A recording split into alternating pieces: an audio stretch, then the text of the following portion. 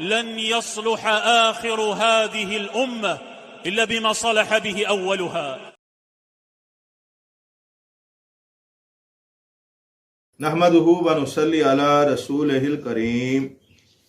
कनातुस सल्फिया की जानिब से मैं हूँ आपका भाई अब्दुल खालिक भट्टी। जी मेरे प्यारे मोहतरम दोस्तों भाइयों, मसलक अहले सुन्नत और अहले हदीस के हवाले से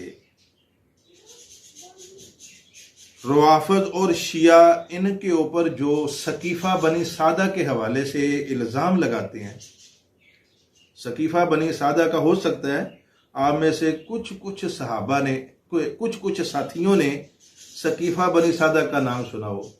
ये मौजू ज़रा आम रूटीन से हटकर है, लेकिन जो हजरात शिया रवाफिज को सुनते हैं ना, वो सकीफ़ा बनी सादा के लफ्ज़ से बखूबी आगाह होंगे, क्योंकि शिया रवाफिज अहले सुन्नत अहले हदीस हजरात के ऊपर इस बात पर बड़ा एतराज़ करते हैं।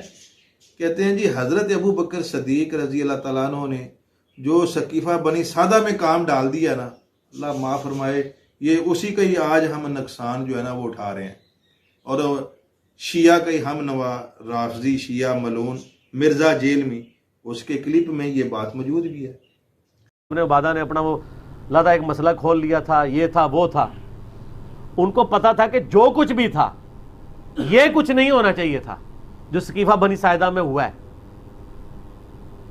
आज अगर हज़रत अबू बकर जिंदा होना, यकीन करें उनसे जरा ये इस्लामिक हिस्ट्री के दो टुकड़े दिखाए जाए, खून के आंसू रोए कि सकीफा बनी साइदा के इफेक्ट कहां तक गए हैं, क़यामत तक जा रहे हैं। आज तो मैंने ये सोचा कि मैं अपने प्यारे भाइयों तक सकीफ़ा बनी सादा की मुकम्मल हदीस आप तक पहुंचा दूं। तो प्यारे भाइयों, ये हदीस आप खुद भी पढ़ लें, मैं हवाला दे देता हूँ। किताबुल मुहारिबीन है, बुखारी शरीफ है, और बाब है कि हमल वाली जो लौंडी है उसको संसार करना, ये बाब है। मैं नंबर भी हदीस का लिख देता हूँ इधर ताकि साथियों को आसानी हो। अच्छा, अब उसमें ना हदीस लंबी है, पहले आप ये समझ लें कि मैंने ना पूरी हदीस पढ़ के, दूसरी भी पढ़ के, हज़रत अली रज़ी अल्लाह तआला अन्हु वो क्यों नहीं आए सकीफ़ा बनी सादा में, और उनको आना चाहिए था या नहीं आना चाहिए था, कि वो इस लायक थे कि नहीं, अबू बकर सदीक ही क्यों गए सकीफ़ा बनी सादा में, बड़ा लंबा मौजू था। मैंने पहले वीडियो बनाई, पौने घंटे की बनी है, मैंने फिर वो डिलीट कर दी। मैंने कहा लोगों ने तो इतना सुनना नहीं है। बहरहाल मैं खुलासा बयान करता हूँ, अब दोबारा ये वीडियो बना रहा हूँ आपके लिए। तो खुलासा ये बयान कर रहा हूँ कि हज़रत उमर फ़ारूक रज़ी अल्लाह ताला अन्हु, बकाया आपने ये हदीस खुद पढ़ लेनी है, ये जो मैंने हवाला देख के दिया है खुद पढ़ें, वल्ला आपका ना ज़हन खुल जाएगा। कोई शिया राफजी आपको सकीफ़ा बनी सादा के हवाले से गुमराह नहीं कर सकेगा। दीन का इल्म आप बुखारी शरीफ का खुद मुतालिया किया करें, हदीसें खुद पढ़ा करें। अल्लाह के फजल से आपको कोई भी आपके अकीदा अहले सुन्नत वल जमात मसलक अहले हदीस इससे आपको गुमराह नहीं कोई कर सकेगा अपनी चरब ज़बानी से, अल्लाह के फजल से। तो हदीस को खुद पढ़े, तो उसका खुलासा फिलहाल मैं आपके सामने बयान कर देता हूँ। हज़रत उमर फ़ारूक रज़ी अल्लाह तआला अन्हु मक्का में गए, हज का मौका था, मिना में ठहरे हुए हैं। वहाँ पर एक बंदे से ना उन्होंने बात सुन ली, कि बल्कि सुनी नहीं, शायद उसने डायरेक्ट ही आकर कह दी कि अगर आप फौत हो गए ना, हम आपके बाद तलहा बिन उबैदुल्लाह को खलीफा बनाएंगे, क्योंकि अबू बकर सदीक की सकीफ़ा बनी सादा में ये जो अचानक बैत कर ली थी ना, ये दुरुस्त नहीं हुई थी। यानी उस वक़्त भी इन रवाफिद शियों के उस वक़्त भी बड़े मौजूद थे ना, ये पुराना फितना चलता आ रहा है सकीफ़ा बनी सादा के ऊपर एतराज़। कहने लगा जी अचानक बैत हो गई है, बैत ठीक नहीं सी हुई। अल्लाह अकबर। प्यारे भाइयों, ये है अबू बकर सदीक की शान में कोई थोड़ा सा लफ्ज भी बोले जिसमें ईमान हो, जिसमें गैरत हो, फिर वो तड़प ना उठे। हज़रत उमर फ़ारूक रज़ी अल्लाह तआला अन्हु फरमाते हैं, मैदान यानी ज़बान हाल से ये कह रहा हूँ, उन्होंने कहा मैदान अरफात में खुतबा क्या देना है, आज ही खुतबा होगा, आज ही। हज़रत अब्दुर्रहमान बिन औफ फरमाने लगे, हज़रत उमर फ़ारूक तो जज्बात में आ गए हैं, फौरन टोका, कहने लगे ए उमर फ़ारूक रज़ी अल्लाह तआला अन्हु, आज शाम को खुतबा ना दें, लोग तो इधर तरह तरह के लोग इकट्ठे हुए हैं, वो सारे लोग इस अहल नहीं है कि खिलाफत के मशवरे जो है इनसे किए जाएं। अच्छा, अब इसमें एक ये भी पॉइंट है, आज ये जो जमहूरियत है ना, जो लोग कहते हैं जी जमहूरियत का निज़ाम है जी इस्लाम में, इस्लाम ने ये जमहूरियत का निज़ाम तो हज़रत उमर फारूक ने 6 बंदे मुकर्रर करके दे दिए थे, ये कोई जमहूरियत नहीं है। वो जो 6 बंदे मुकर्रर किए थे ना, उनसे कोई कादसिया के मैदानों में जाके संदूकड़ियां नहीं रखी थी, फारस के इलाकों में से जाके नए नए मुसलमान होने वालों से वोट नहीं डलवाए थे उन 6 बंदों के लिए जो हजरत उमर फारूक ने अपनी शहादत के वक्त मुकर्रर किए थे। ये नहीं है कि शाम के इलाकों में भी जाके संदूकड़ियां रखी हैं कि तुम बताओ कि इन 6 में से कौन खलीफा होना चाहिए। कोई ऐसी जमहूरियत इस्लाम में साबित नहीं है। मशवरे होते थे मस्जिद नबवी में, मशवरे होते थे बदरी साहबा, उहद साहबा में, जो समझदार साहबा थे। हजरत अब्दुर्रहमान बिन औफ ने भी यहां पर यही कहा है, अमीरुल मोमिनीन सबसे बात ना करें, सबसे मशवरा ना करें, लोग इस अहल ही नहीं है। आपने फरमाया अच्छा। कहने लगे मदीना जाएंगे ना, मदीना, वहां पर जाके ना ये अबू बकर सदीक वाली, ये सकीफा बनी सादा वाली बात कर लेना। बहरहाल वो वहां पर पहुंचे। हजरत अब्दुल्ला बिन अब्बास फरमाते हैं कि मैं भी चला गया। मुझे उम्मीद थी कि हजरत उमर फारूक के दिल में ना वो बात मक्के वाली हज वाली ये निकली नहीं है। आज सबसे पहले यही बात करेंगे। कहते हैं मैं ना सूरज ढलते ही नमाज अजान से भी पहले, कहते हैं मैं जाके ना तो मिंबर के ना जड़ के साथ होके बैठ गया। कहते हैं मैंने देखा वहां पर सईद बिन जैद भी, यानी अल्लाह हजरत उमर फारूक के बहनोई, वो अशरा मुबशरा में है, वो भी कहते हैं वो भी मिंबर के जड़ के साथ बैठे हुए, हम गोडे के साथ गोडा मिला के हम बैठे हुए हैं। हजरत उमर फारूक आए और उन्होंने आगे फिर वही बात हुई। कहते हैं जी अजान हुई, हदीस के लफ्ज है अजान हुई, अजान के बाद ना उन्होंने जमात का भी इंतजार नहीं किया, जमात से पहले खुतबा दे दिया। अच्छा, साडे मुआशरे च ना इत्थे ते मामला है कि जमात हो गई होवे ना ते सुनतां तो पहले बयान दे दईए ना, ते लोग कहंदे ने यार इन्हां नूं इन्ना सबर नहीं सी हुंदा, सुनतां ते लोगां नूं पढ़ लैंदे ने, सुनतां भी नहीं पढ़न देतियां, फर्ज नमाज तो बाद ही दर्ज शुरू कराता है, लोगों दी सुनतां खराब हो गई। ते यह हदीस है, यह हजरत उमर फारूक रजी अल्लाह तआला अन्हु अजमा साहब है कि सुनतां छड्ड के उन्होंने फर्ज तो पहले ही बयान शुरू कर दिता है। नमाज हुण लेट हो रही होएगी, मैं वीडियो बनाई है तो 40 मिनट की वीडियो बनी है हदीस बयान कर दें, तो मैं फिर दोबारा वीडियो बनावा, कितनी नमाज लेट हुई होएगी कि जिन्होंने मैं बयान कर रहा वहां तो 40 मिनट की वीडियो बनी है, तो जिन्होंने दर्ज दिता होएगा तो कितना लेट हो गए होंगे, नमाज कितनी लेट हुई होएगी। बहरहाल उन्होंने हजरत उमर फारूक रजी अल्लाह तआला अन्हु ने ना जी वो बात शुरू कर दी, यानी गल भुले नहीं। अल्लाह, हजरत अबू बकर सदीक दी शान च कोई गल करे तो उमर गल भुल जान। हज भी करके आ गए ने, मदीने पहुंच गए ने, 8 दिन का सफर है, आंदियां सारी पहला खुतबा ही हजरत अबू बकर दी शान च। सुभान अल्लाह। हजरत उमर फारूक रजी अल्लाह तआला अन्हु फरमाते हैं, मुझसे किसी ने कहा अबू बकर की बैत सकीफा बनी सादा में दुरुस्त नहीं हुई, और सुनो मसला क्या हुआ था। मसला ये हुआ था, अब जब अल्लाह के रसूल की वफात हुई ना, तो ये औस और खजरज कबीले वाले जो अंसारी हैं, इनका, ये आप साथी जानते होंगे, इनका पहला भी झगड़ा होता था। अल्लाह के रसूल का मदीना में आने से पहले भी ये आपस में झगड़ते रहते थे। खजरज कबीले के सरदार थे साद बिन अबादा, औस कबीले के सरदार थे साद बिन मुआज रजी अल्लाह ताला। इनकी वही पुरानी चपकलश जो है ना, वो अल्लाह के रसूल की वफात के बाद भी वो फिर नए सिरे से शुरू होगी। वो कहने लगे जी खलीफा हमारा होगा, आपस में मुहाजिरीन का, हजरत अबू बकर सदीक, उमर फारूक, हजरत अली, हजरत जुबैर, उनका इसके साथ कोई तल्लक नहीं है। ये अंसार अपनी ही हवेली, अपने बाग सकीफा बनी सादा में बैठे हुए हैं, आपस में ही लड़ रहे हैं। कहते हैं जी वो कह रहे हैं साढ़े जो खलीफा होएगा, और उस कबीला कह रहे हैं साढ़े जो खलीफा होएगा, आपस में लड़ रहे हैं। अच्छा, अब जिनको ना फिक्र होती है ना उम्मत की, उन्हें भी मसला हल कर दिए नाल कि हजरत अली रजी अल्लाह ताला अन्हो वो क्यों नहीं सकीफा बनी सादा च गए। बड़ा इतराज कर देना जी, देखो जी मशवरा ही नहीं लिया।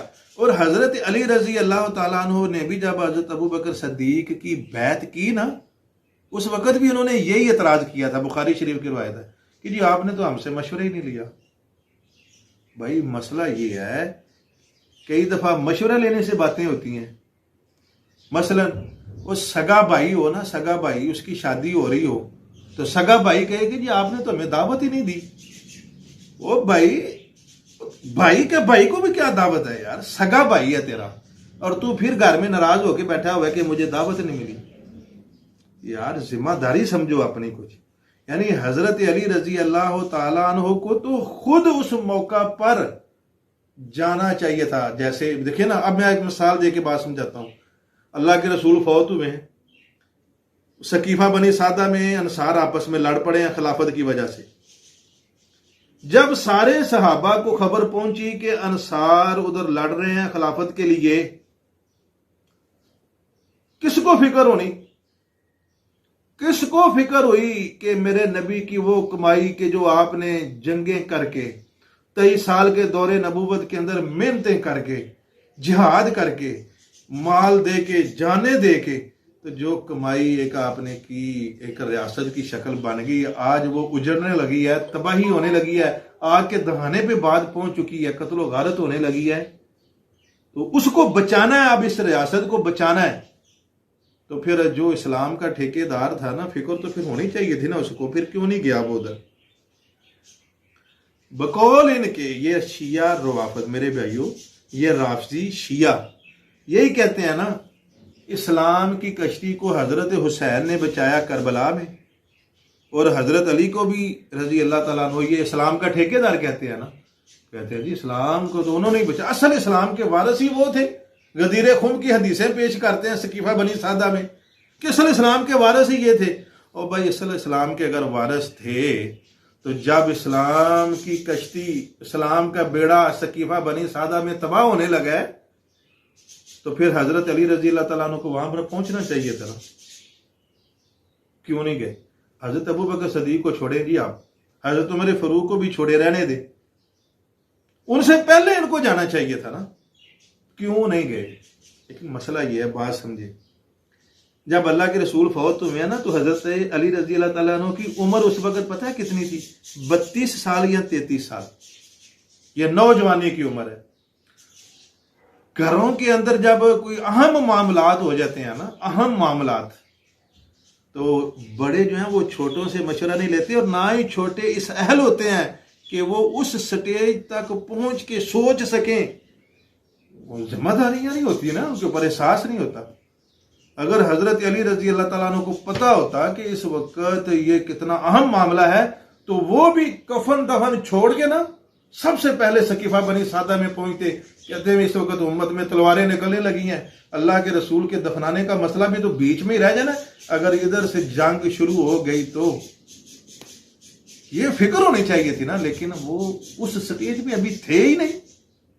ये फिक्र थी बुजुर्गों को, बुजुर्ग साहबा, हजरत अबू बकर सदीक रजी अल्लाह तआला अन्हु, हजरत उमर फारूक रजी अल्लाह तआला अन्हु, उनको फिक्र थी। वो पहुंचे हैं वहां पर, फौरन गए, और हजरत अबू बकर सदीक अपने साथ अबू बैदा इब्न जराह और हजरत उमर फारूक को साथ लेके गए। फिर सकीफा बनी सादा में, लंबी हदीस में आप दोबारा बयान नहीं करूंगा, बहरहाल लंबी हदीस है, वहां पर उन्होंने ना उनकी सुलह करा दी। बहरहाल ये आपने खुद पढ़नी है हदीस बुखारी शरीफ में तफसील के साथ। उन्होंने ना अंसार की सुलह करा दी। फरमाया अंसारियों, और तुम मदीने में सिर्फ हो, तुम्हारा नाम ना सिर्फ मदीने में है, मदीने से बाहर तुम्हें कोई नहीं जानता, और कुरैश ही असल सरदारी के लायक हैं। कुरैश के तो काफिलों का तो पूरी अरब रियासतें एहतराम करती हैं, हमारे काफिले को लोग नहीं लूटते।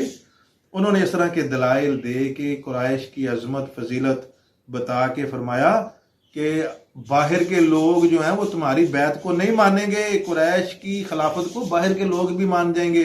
अगर आज हम खामोश हो जाते हैं ना, तुम खलीफा भी बन जाते हो। उन्होंने कबाइल के नाम लिए कि फलां कबीला, कल को वो लड़ने के लिए तुम्हारे साथ आ जाएंगे, फिर क्या करोगे। बहरहाल वो अंसार के ना दिमाग में बात बैठ गई। उन्होंने कहा ठीक है जी, जो हजरत अबू बकर सदीक रज़ी अल्लाह तआला फरमाते हैं ये दुरुस्त है। जब वहां पर मसला ठीक हुआ ना, तो हजरत अबू बकर सदीक ने पता है खुद को फिर भी आगे नहीं किया। फरमाया ये दो बुजुर्ग साहब हैं, एक उमर फारूक हैं, एक अबू उबैदा इब्न जराह हैं, इनमें से किसी की बैत कर लो। हज़रत उमर फारूक फरमाने लगे नहीं नहीं, किस तरह हो सकता है, आप यारे गार हैं, अल्लाह के रसूल के साथ तन्हाइयाँ आपने काटी हैं, क्या बात है यार। हज़रत उमर फारूक रज़ी अल्लाह तआला को ना ये गार का जो साथ मिला ना अबू बकर को नबी के साथ, ये नहीं भूलता था, अक्सर ये कहते होते थे आप यारे गार हैं, आप यारे गार हैं, तो आप ही इस लायक हैं। और वैसे भी हदीस भी थी अल्लाह के रसूल, बुखारी शरीफ की हदीस है, आप फरमाते हैं आयशा मेरा दिल तो करता है कोई ना अबू बकर को बुलाऊं, अबू बकर के बेटों को बुलाऊं, इनको ना एक सनद लिख दूं, सनद खिलाफत लिख दूं, लेकिन फिर मैं सोचता हूँ क्या लिख के देना है कि मेरे बाद अबू बकर खलीफा हो, लोग वैसे ही नहीं मानेंगे। और फिर वाकई ऐसे हुआ, लोगों ने माना ही नहीं अबू बकर सदीक के अलावा किसी और को खलीफा। बहरहाल अच्छा जी, अब सकीफा बनी सादा में तो जो होना था हो गया, अंसार की उन्होंने सुलह कराना मकसद थी वो हो गई, इसमें कोई हजरत अबू बकर सदीक की खिलाफत का मसला नहीं था। और जो मीटिंग की आप बात करें, मीटिंग तो किसी ने बुलाई नहीं। हजरत अबू बकर उमर ने कोई कट किया होता खिलाफत के लिए तो जरूर इनको भी बुलाते। हंगामी हालात ऐसे पैदा हो गए कि लोग सारे हजूर के कफन दफन में लगे हुए थे। अब वहाँ सकीफा बनी सादा में अंसार जमा थे, कोई वो भी साजिश नहीं थी, वो सरदार से हजरत साहब मदीने वाले इकट्ठे थे कि हजूर का इंतकाल होगा, सदमे से बैठे थे। वहाँ ये बात छिड़ गई और छिड़नी फितरी थी कि हजूर के बाद अब क्या इंतजाम होगा, और शायद कोई मुनाफिक भी घुस गया हो कि खाना जंगी करा दें। वहाँ बात चल गई कि मदीने वालों से ज्यादा हक किसका है, इनका शायर है, इन्होंने हजूर के साथ बातें भी ठीक थी, साथ बिन उबादा से ज्यादा काबिल कौन है, उसके हक में होगा। हजरत अबू बकर उमर ने कोई मीटिंग नहीं बुलाई, उन्हें तो खबर मिली कि वहाँ ये इकट्ठा है। उन्होंने पहले कहा भी ये शाह साहब रवायतें देख ले कि या काम कर यार, हम हजूर के कफन दफन में मशगूल है, क्या तू आवाजें देता। उसने कहा निकल आओ, कफन दफन से पहले खाना जंगी हो जाएगी। जब गए तो गर्मा गर्मी। उनकी सुलह का मसला था, ये हदीस के अंदर बड़ा वाजे लिखा हुआ है। इसके बाद फिर सहाबा कराम ने सोचा कि अब बैत होनी चाहिए दोबारा, तो फिर अगली हदीस भी है, ये दूसरी हदीस, ये किताबुल अहकाम में है, उसके अंदर हदीस का नंबर भी ये मैं स्कैन लगा रहा हूं, आप देख सकते हैं, पढ़ लें। उसमें है कि हजरत उमर फारूक रजी अल्लाह तआला अन्हु ने ना फिर बाद में मस्जिद नबवी में आए, फिर उन्होंने खुतबा दिया, और उस खुतबे में पता क्या कहने लगे, ये मैं हदीस सर इस तफसील से बता देता हूँ। उस खुतबे में कहने लगे, लोगों तुमने पहले देखा होगा, मैंने पहले भी एक दिन खुतबा दिया था, पहले खुतबे में तो मैंने ये कह दिया था अल्लाह के रसूल फौत ही नहीं हुए, जिस किसी ने कहा ना कि फौत हो गया मैं उसकी गर्दन उड़ा दूंगा। फिर उसकी वजाहत बयान कर रहे हैं इस हदीस में, कहते हैं इससे मुराद मेरा ये था कि अल्लाह के रसूल उस वक्त फौत होंगे जब हम सारे फौत हो जाएंगे, यानी आप हमसे बाद में फौत होंगे। लेकिन ये क्या हुआ अचानक कि हम जिंदा अल्लाह के रसूल फौत हो गए, तो मैं इसलिए परेशान हो गया। फिर इसके बाद कहते हैं लेकिन परेशानी की बात नहीं है प्यारे भाइयों दोस्तों, अपने दोस्तों से कहने लगे, साहबा से कहने लगे, परेशानी की बात नहीं है, फकद जाअकुम मिनल्लाहि, वो हदीस नहीं है, वो अपना हदीस कह रहा हूं, सूरह माइदा की जो आयत है कि तुम में से एक नूर भेजा मैंने। तो वो नूर से क्या मुराद है, कुरान मजीद में जो अल्लाह ताला ने ये फरमाया सूरह माइदा में कि मैंने तहकीक तुम्हारे पास एक नूर भेजा है, किताब मुबीन भेजी है, उस नूर से मुराद अल्लाह के रसूल नहीं है, उस नूर से मुराद कुरान ही है। ये हदीस वजाहत कर रही है। उमर फारूक फरमाते हैं परेशानी की बात नहीं है, हमारे अंदर एक नूर मौजूद है, उस नूर से ही तो मोहम्मद सल्लल्लाहु अलैहि वसल्लम ने रोशनी हासिल की, हिदायत हासिल की, आज उसी नूर से हम हिदायत हासिल करेंगे। यानी क्या, कुरान। कहने लगे कुरान हमारे अंदर मौजूद है, नूर मौजूद है, तो हमें कोई टेंशन नहीं है। फिर इसके बाद उन्होंने कहा दोस्तों बात यह है, हमारे अंदर ना यारेगार मौजूद है। आज फिर सकीफा बनी सादा में भी यारेगार, इसमें भी कहने लगे यारेगार हमारे साथ मौजूद है।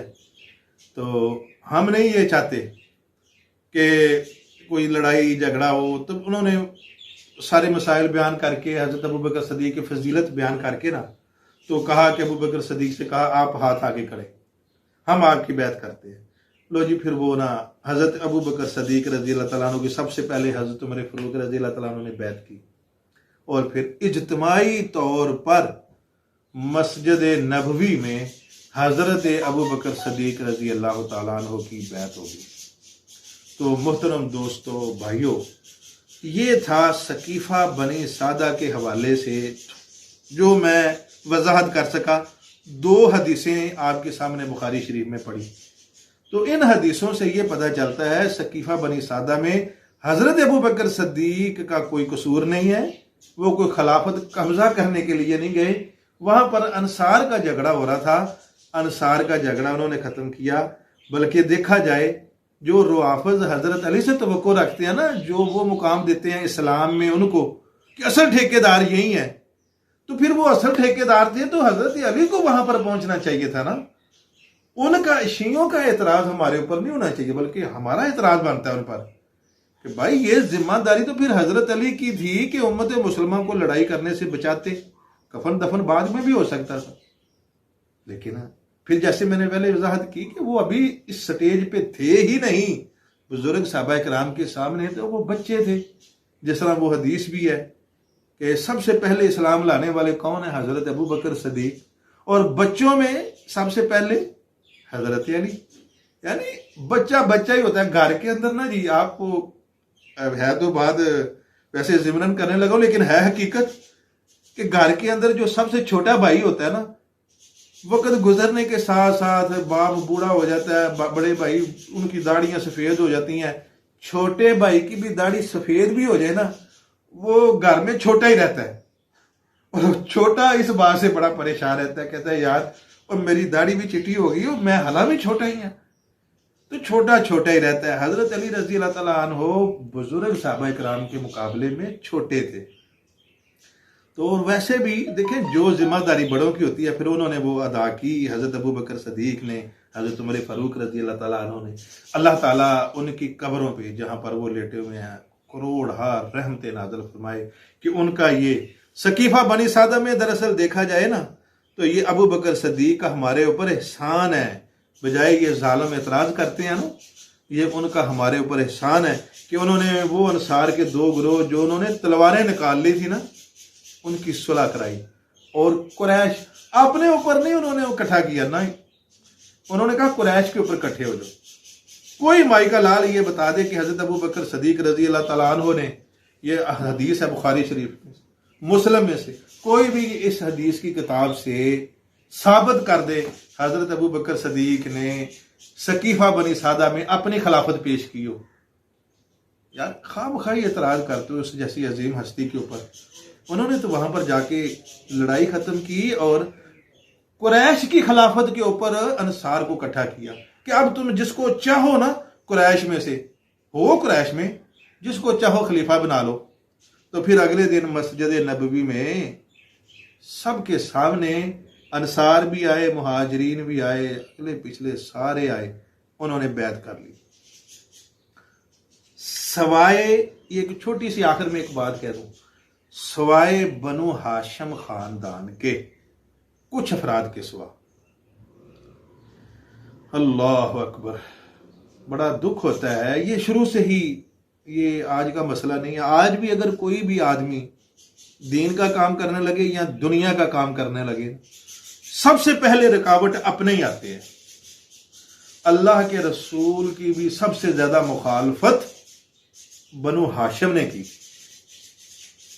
आपके कितने चाचे थे? 9 चाचे थे। मुसलमान कितने हुए? सिर्फ 2।